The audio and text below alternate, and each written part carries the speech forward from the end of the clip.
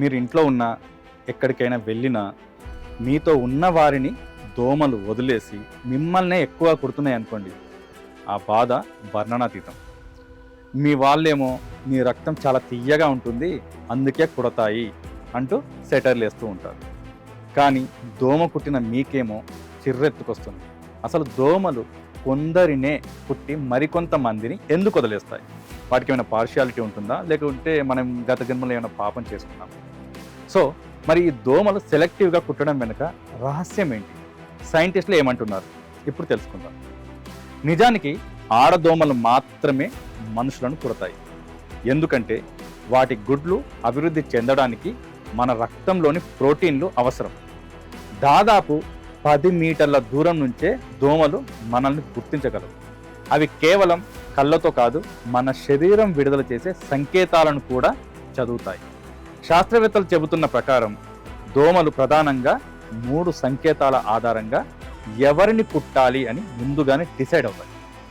అందులో ఒకటి, మీరు విడుదల చేసే కార్బన్ డైఆక్సైడ్.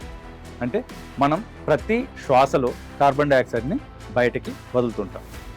ఈ CO2 దోమలకు ఒక అలారం సిగ్నల్ లాగా పనిచేస్తుంది.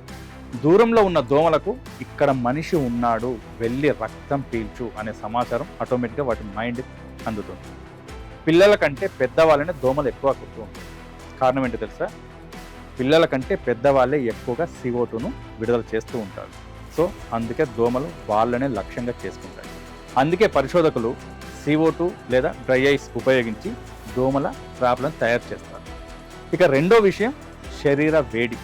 దోమలకు వేడి అంటే చాలా ఇష్టం. మీ శరీరం ఎంత వేడిగా ఉంటే అంత ఎక్కువగా అవి మీ వైపు ఆకర్షించబడతాయి. సో జనరల్గా ఎక్సర్సైజ్ చేసిన తర్వాత చెమటలు ఎక్కువ పడుతూ ఉంటాయి. అలాగే పరిగెత్తిన తర్వాత కూడా వీళ్ళనే ఎక్కువగా దోమలు కుడతాయి. అలాగే గర్భిణీ స్త్రీలను కూడా దోమలు ఎక్కువగా కుడతాయి. పరిశోధన ప్రకారం గర్భిణీ మహిళలను దోమలు దాదాపు 2 రెట్లు ఎక్కువగా కుడతాయి.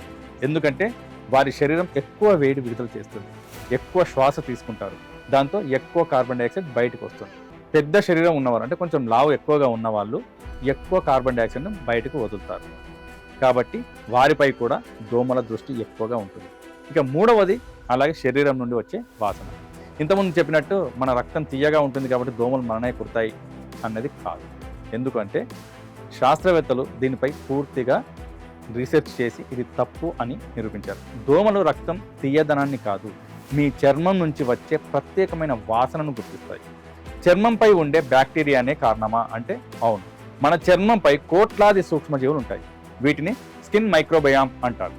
ఈ బ్యాక్టీరియా మన చెమటలోని పదార్థాలను విచ్ఛిన్నం చేసి వందల రకాల వాసనలను విడుదల చేస్తాయి.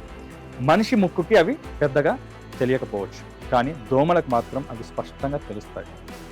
500కు పైగా రసాయనాలను మన చర్మం నుంచి విడుదల చేస్తాయి. వీటిని వొలటైల్ ఆర్గానిక్ కంపౌండ్స్ అంటారు.